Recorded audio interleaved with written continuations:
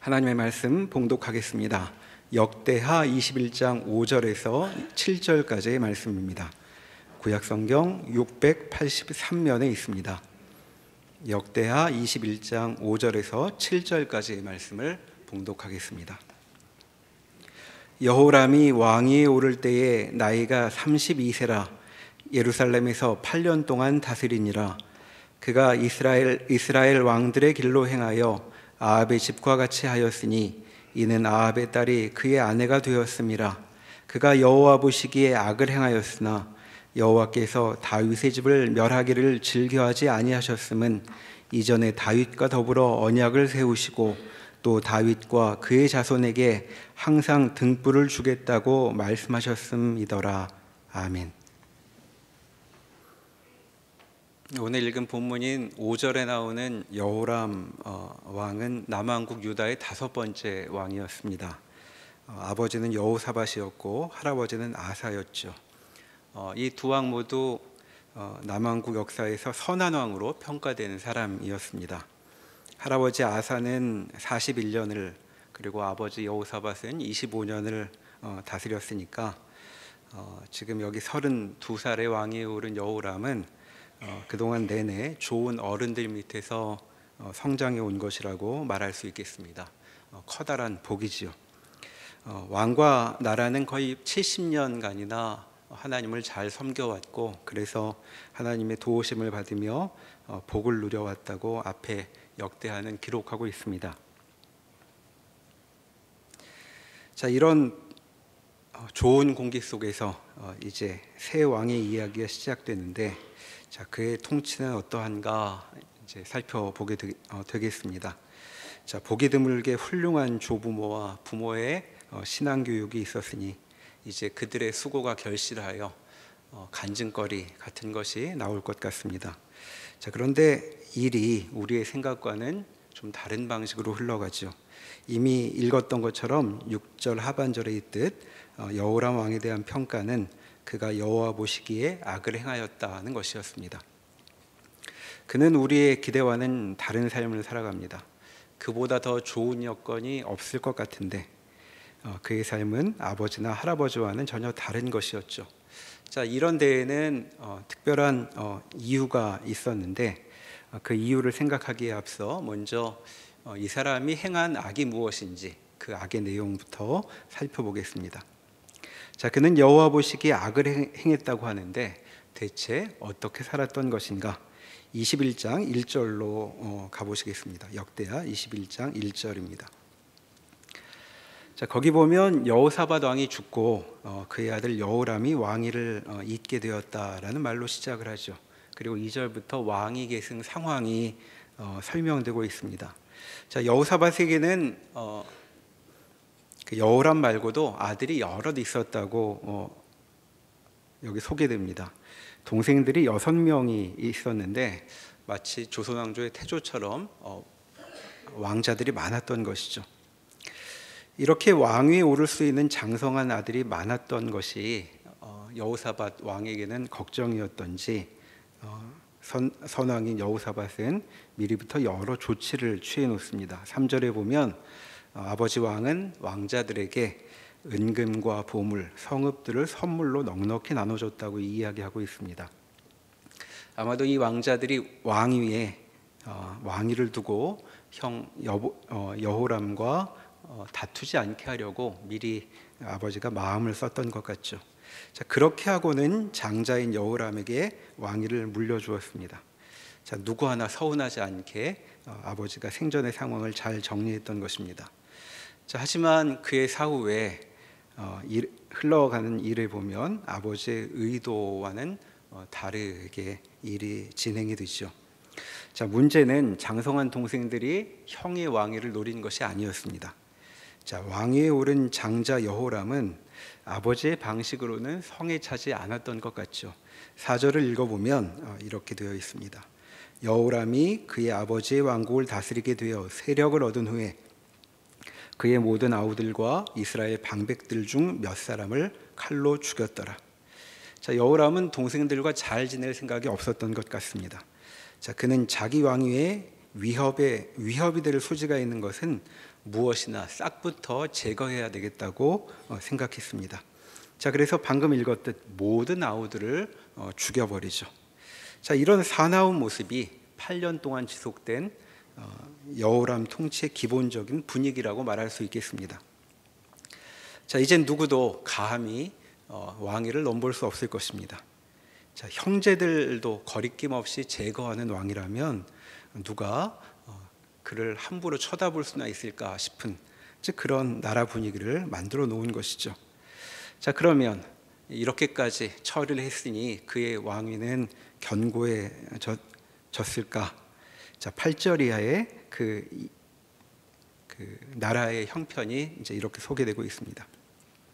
자, 8절에 보면 이제까지 에돔은 남동쪽에 있던 나라였는데 이제까지 남왕국의 지배를 받았던 것 같죠. 그런데 그 에돔이 지배를 거부하고 스스로 왕을 세웠다는 기록이 나와 있습니다. 독립을 주장했던 것입니다. 자, 여호람 왕은 물론 이것을 그냥 두고 볼 수 없어서 군대를 이끌고 직접 응징에 나서죠. 그런데 이어지는 10절에 보면 에돔은 그냥 배반한 채로 있게 됩니다. 그러니까 서슬퍼런 기세가 아무 소용도 없이 에돔이 독립해 버렸다고 나와 있죠. 자, 열왕기 기록을 참조해 보면 그는 응징을 하겠다고 에돔으로 쳐들어갔지만 오히려 포위를 당해서 겨우 포위를 뚫고 귀환한 일이 기록되어 있습니다. 또 10절에 이어지는 내용을 보면 림나도 배반하여 유다에게서 떨어져 나갔다는 말이 나옵니다. 자, 림나는 서쪽에 블레셋과 접경 지역에 있던 유다 도시였습니다.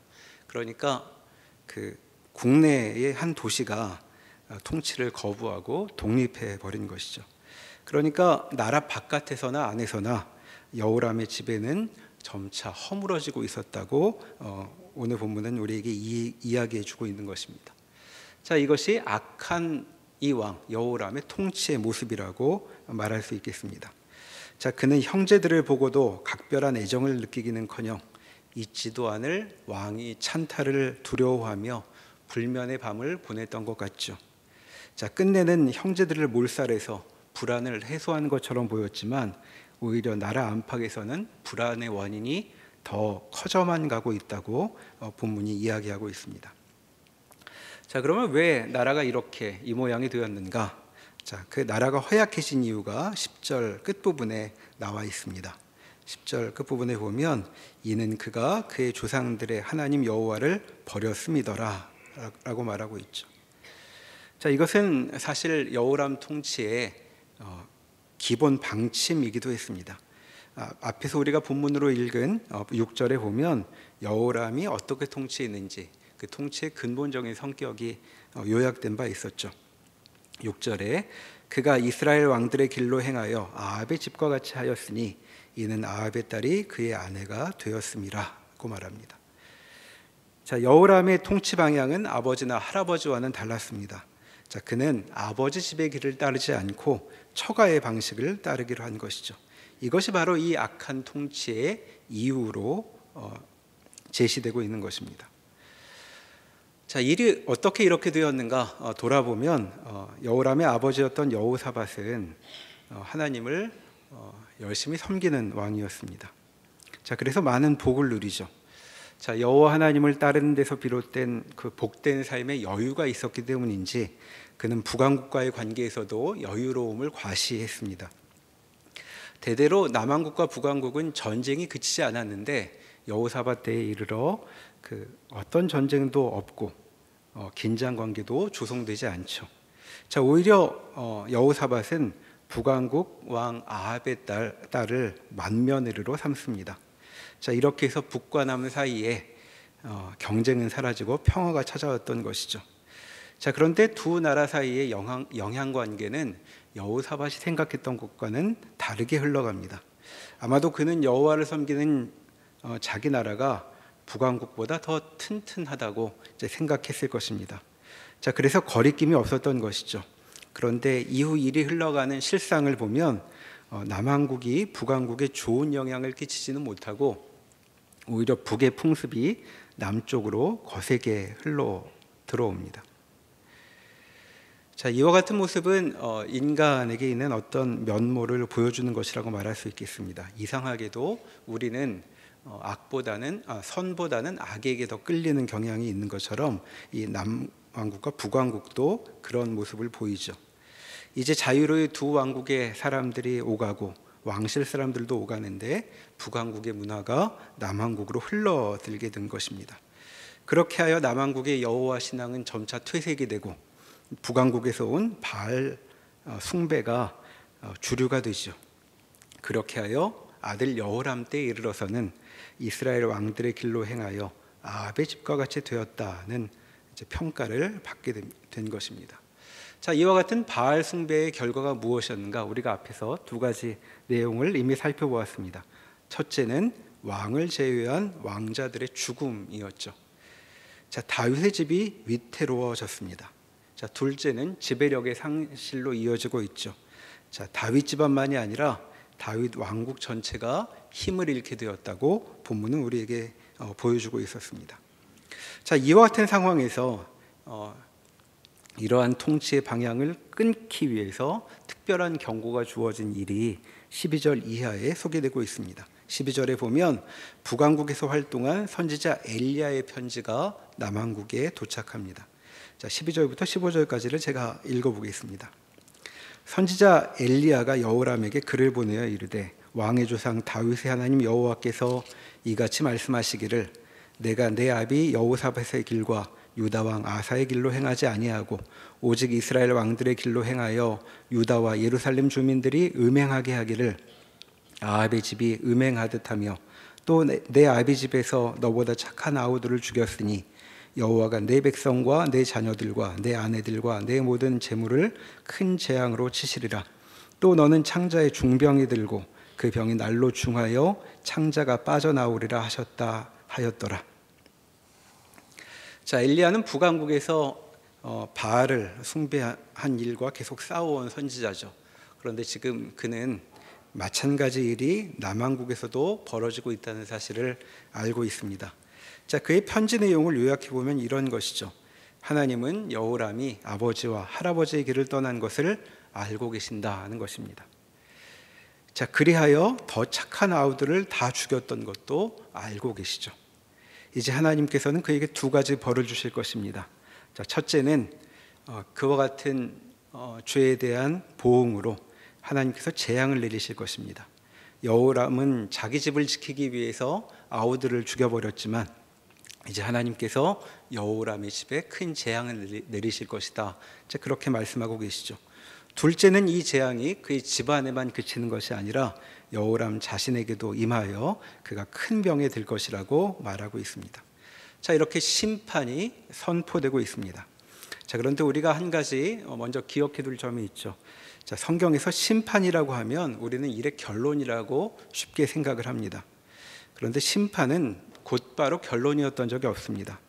미리 예고되는 심판이란 오히려 행동을 바로잡을 기회로 주어지는 것이라고 말할 수 있겠죠. 그러니까 지금 엘리야의 말은 일의 심각성을 깨닫고 빨리 길을 돌이키라고 말하는 것이라고 이야기할 수 있겠습니다. 그러니까 심판이 예고될 때는 삶을 다시 돌아볼 기회가 제공되는 셈이죠. 자, 이 엘리야의 말을 통해서 우리는 아합의 길을 따르는 것이 어떤 문제였던 것인지, 왜 그것이 문제가 되는 것인지를 알게 됩니다. 자, 우선은 그것은 하나님의 심판을 불러오는 일이기 때문에 무서운 일입니다. 자, 그런데 심판이 무서운 이유는 무엇일까? 자, 그것은 심판 자체를 떠올리기 전에 심판의 경고를 무시하면 삶이 무너진다는 점에서 그 심각성을 생각할 수 있습니다. 자, 우리는 하나님의 심판을 생각하면 하나님이 치신다는 것을 먼저 떠올립니다. 물론 맞는 말이지만 하나님의 심판에는 그러한 의미만 있는 것이 아니죠. 이 심판에 담긴 또 하나의 근본적인 사실은 이 심판을 무시하면 삶이 무너지기 시작한다는 것입니다. 자, 하나님은 지금 이와 같은 심판의 결과 삶이 망가져 내리는 것을 피하라고 경고하고 계신 것이죠. 그러나 악한 자는 이와 같은 경고를 무시합니다. 그리하여 삶이 무너져 내리는 것이죠. 자, 16절 이하에 보면 엘리야의 경고를 여호람 왕은 무시하였다라고 말하고 그 결과가 이제 소개되고 있습니다. 즉, 자, 이런 삶이 계속된다면 어떤 결론에 이르게 되는가를 보여주고 있는 것이었죠. 자, 여호람이 하나님을 두려워하는 왕이었다면 그 말씀을 중요하게 여기고 돌아섰을 텐데 그는 살던 대로 계속 살아서 경고대로 그에 따른 결과를 맞이하고 말죠. 자, 블레셋과 아라비아 사람들이 쳐들어온다고 16절에 나옵니다. 자, 앞에서 동쪽에 있던 에돔이 배반을 했는데 이제는 서쪽에 있던 블레셋과 남쪽에 있던 아라비아에서 적군이 밀려들고 있는 것이죠. 그러니까 북왕국을 제외하면 사방에서 나라가 위태로움을 이제 겪게 되었습니다. 자, 남쪽 아라비아 사람들의 공격은 심각한 것이어서 왕국까지 이들이 쳐들어옵니다. 왕궁까지 쳐들어오죠. 17절에 보면 이 공격으로 여호람은 왕궁의 모든 재물과 그의 아들들과 아내들을 잃습니다.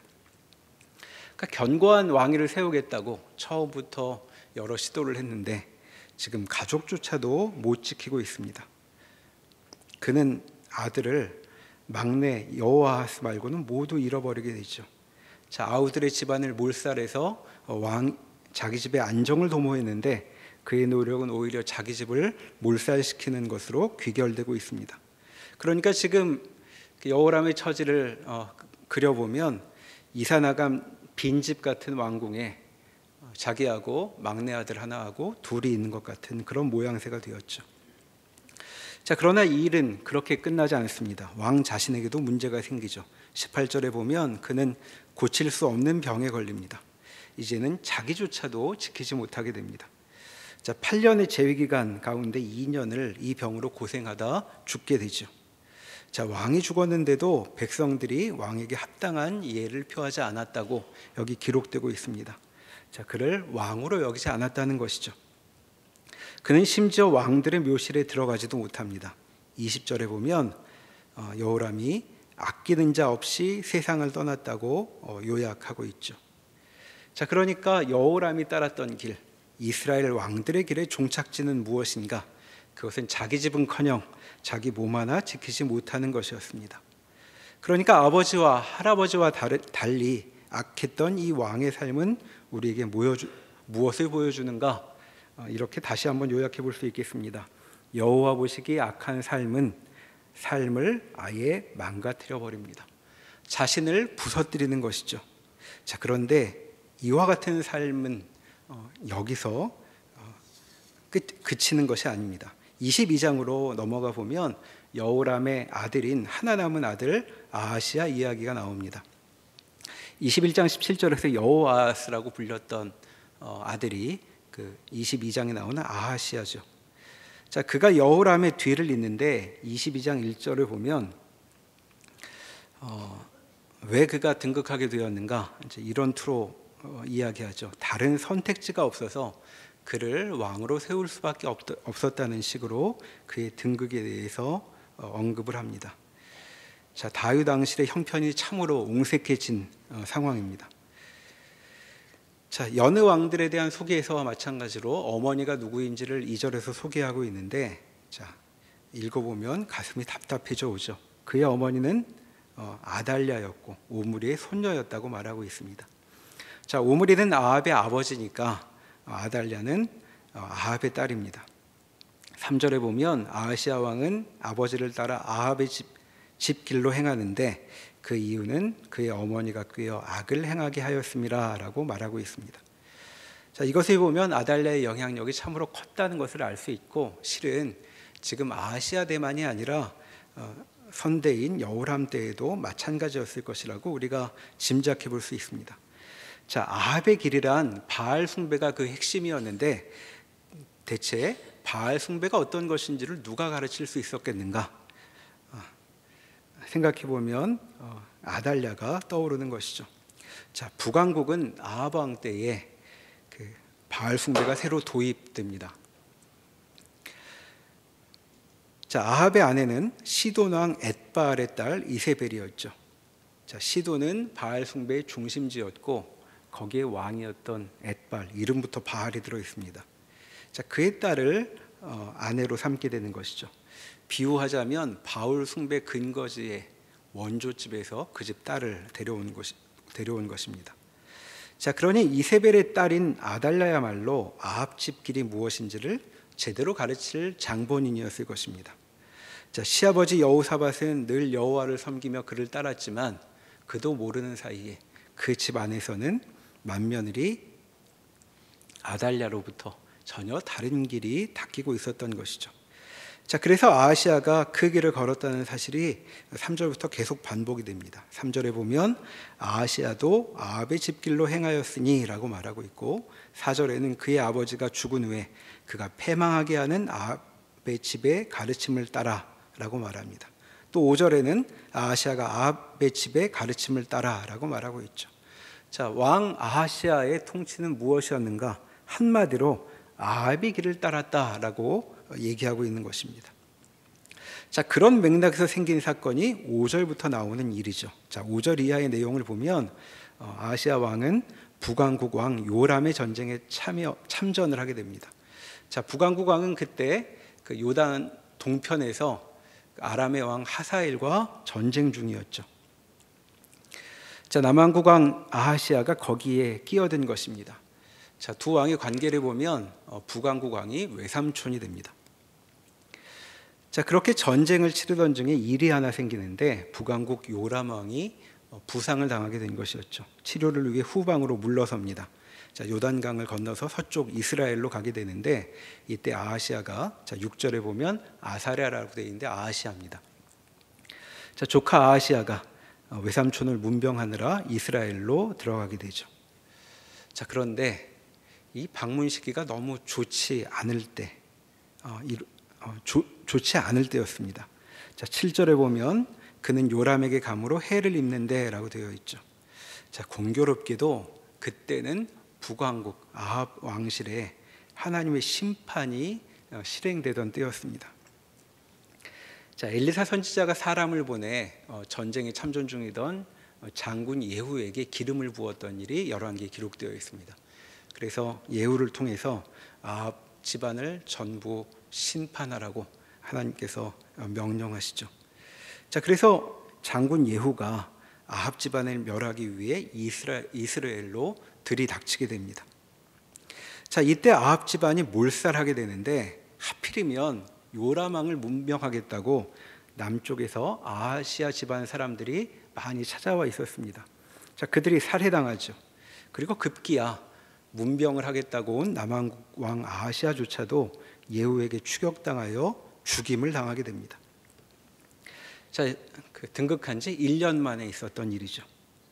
자, 아하시아를 찾아내 예후에게 사람들이 데려가 죽이는데 사람들이 그에 대해서 이렇게 말합니다.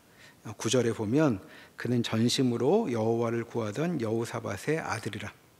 자, 사람들은 이 왕이 누군지 다 알고 있는 것이죠. 자, 그 집 자손인 거 아는데 할아버지나 아버지와 다르다는 걸 알고 있습니다. 아마 같았으면 아합 집안을 죽이는 심판에 끼워 넣지 않았을 것이라고 말한 것처럼 보이죠. 자, 그리하여 지금 일이 어떤 식으로 흘러가고 있냐면 9절에 이어지는 말씀에 보면 이에 아하시아 집이 약하여 왕위를 힘으로 지키지 못하게 되니라 라고 말하고 있습니다. 자, 아하시아 왕의 통치는 한마디로 아합의 길을 따르는 것이었는데 그는 아합 집의 길을 따르다가 죽음에 이르렀던 것이죠. 자, 여기 죽음에 이르는 이 일은, 자, 그러다가 잘못하면 죽는다 같이 우리가 상징적으로 쓰는 표현과는 다른 것입니다. 그는 요람을 따라 아합의 길에 동참했고 정말로 죽음을 맞이하게 되죠. 자, 그뿐 아니라 형제들이 죽은 후에 남아있던 조카들, 자, 형제들은 앞에서 보았듯 아라비아 사람들한테 다 죽었는데 그 밑에 살아남아있던 조카들 역시 여기 몰살당하고 있습니다. 자, 그런데 이 일은 여기서 그치지 않습니다. 10절 이하에 보면 후일담이 기록되어 있죠. 자, 10절 이하에 보면 그간 베일에 가려져 있던 남왕국 왕실을 좌지우지하던 사람 아달랴 왕후가 전면에 등장합니다. 자, 그래서 무엇을 하느냐 하면 아하시아의 어머니 아달랴가 자기의 아들이 죽은 것을 보고 일어나 유다 집의 왕국의 씨를 모두 진멸하였다라고 이야기하고 있습니다. 자, 여기까지가 여호람과 아하시아 두 왕의 통치에 대한 내용이었습니다. 다윗 집안에 나타난 두 악한 왕의 통치의 모습이었죠. 자, 그들의 악의 내용은 무엇이었냐 하면 이스라엘 왕들의 길로 행한 것이었습니다. 특히 아합의 집과 같이 되었다는 것이 그 핵심이었죠. 자, 아합의 집과 같다는 말은 조금 설명을 덧붙여 볼 필요가 있겠습니다. 그 전까지도 북왕국은 하나님께 죄를 많이 지었는데 아합이 일어나기 전까지는 여로보암의 죄를 지었다고 늘 묘사되어 왔습니다. 그런데 아합 이후에 이 죄의 성격이 달라지죠. 자, 그것은 바알 숭배가 도입되었기 때문입니다. 자, 여로보암의 죄는 여호와 하나님을 섬기긴 하지만 제 나름대로 하나님께서 명하신 것과는 다른 방식으로 섬기는 죄였는데, 그러니까 제2계명을 범하는 것이었습니다. 그런데 아합 때에 이르러서 죄는 제1계명에 대한 거부가 되죠. 여호와 외에는 다른 신을 섬기지 말라는 명령을 위배하기 시작했던 것입니다. 이 죄가 남왕국에도 도입되어 이 두 왕의 통치에 그 모습을 드러냈던 것이죠. 자, 이와 같은 바알 숭배의 결과는 무엇이었나? 자, 우리가 이제까지 살펴본 내용을 돌아보면 한마디로 그 결과는 죽음이었다고 말할 수 있습니다. 자, 여호람과 아하시아의 통치는 겨우 9년이었습니다. 자, 그런데 지금까지 보았듯이 이 9년 동안 몰살이 여러 차례 발생하고 있죠. 첫 번째는 여호람이 자기 동생들의 집안을 몰살했던 일입니다. 두 번째는 그 길에 그 같은 잘못의 결과로 심판의 경고를 무시한 채 여호람이 자기 집안 심판의 예고를 무시하는 바람에 여호람이 자기 집안의 몰살을 겪었던 일입니다. 자, 역시 아버지를 따라 아버지의 길을 그대로 걸었던 아하시아가 겨우 남아있던 유다 왕실을 몰살당하게 한 일이 이제 세 번째 일이 되죠. 그리고 마지막으로 아들의 죽음으로 분노가 폭발한 아달랴가 자기 시집이자 자기 아들의 집안을 몰살한 일이 여기 기록되어 있습니다. 자, 그러니까 북왕국에서 아합과 이세벨의 집안이 바알을 숭배하다가 멸문에 화를 입었던 것처럼 여기 남왕국에서도 마찬가지 일이 발생한 것이죠. 자, 그런데 그 북왕국과 남왕국의 역사를 좀 비교해 보면 비슷한 면모가 나옵니다. 자, 북왕국의 아합 다음에 왕이 아하시아였고 그 다음이 요람이었습니다. 근데 요람은 여호람이라고 불리기도 하죠. 자, 같은 시기에 남쪽에 그의 사돈 여호사밧이 있었는데 여호사밧 다음의 왕은 여호람이었고 그 다음이 아하시아였죠. 그러니까 같은 이름 왕이 북에도 나오고 남에도 나오고 그래서 보통 성경을 읽으면 헷갈리죠. 이게 어디 왕인지. 근데 이렇게 헷갈릴 만도 합니다. 왜냐하면 실제로 두 왕국의 통치 내용을 보면 남북의 차이가 없어졌기 때문이죠. 자, 순서는 좀 다르지만 그 북왕국이든 남왕국이든 아하시아는 잠깐 통치하다가 죽습니다. 그리고 여호람 또는 요람이라고 불리는 왕이 비교적 오랫동안 통치하는데 상당 기간 동안 여호람은 북왕국 왕의 이름이기도 했고 남왕국 왕의 이름이기도 했죠. 그러니까 어디서나 같은 왕이었고 남과 북은 바알 숭배로 통일되었던 것입니다. 자, 그런데 바알 숭배의 결과가 무엇이었는가? 우리가 방금 본 것처럼 몰살, 멸종이었던 것이죠. 그러니까 여호와 보시기에 악한 것이 무서운 이유가 바로 여기 있었던 것입니다. 왜 하나님께서 악을 멀리하라고 말씀하시는가? 그것은 악하면 죽기 때문이죠. 자, 우리는 사느라고 살려고 노력하느라고 악해졌다고들 말하곤 합니다. 자, 그런데 성경을 보면 악하면 살기는커녕 죽음의 기운이 너무 세진다고 말하고 있는 것이죠. 자기뿐만 아니라 주위를 모두 죽음으로 몰아넣고 있습니다. 자, 이것이 바로 남왕국에서 벌어진 일이 되는 것이죠. 자, 이와 같은 상황 속에 오늘 우리가 읽은 21장 7절의 말씀을 다시 새겨볼 수 있습니다. 21장 7절을 제가 다시 한번 읽겠습니다. 여호와께서 다윗의 집을 멸하기를 즐겨하지 아니하였음은 이전에 다윗과 더불어 언약을 세우시고 또 다윗과 그의 자손에게 항상 등불을 주겠다고 말씀하셨음이더라. 자, 하나님께서 항상 등불을 주시겠다고 약속하셨죠. 하나님은 다윗의 집안을 꺼트리지 않겠다고 약속하셨던 것입니다.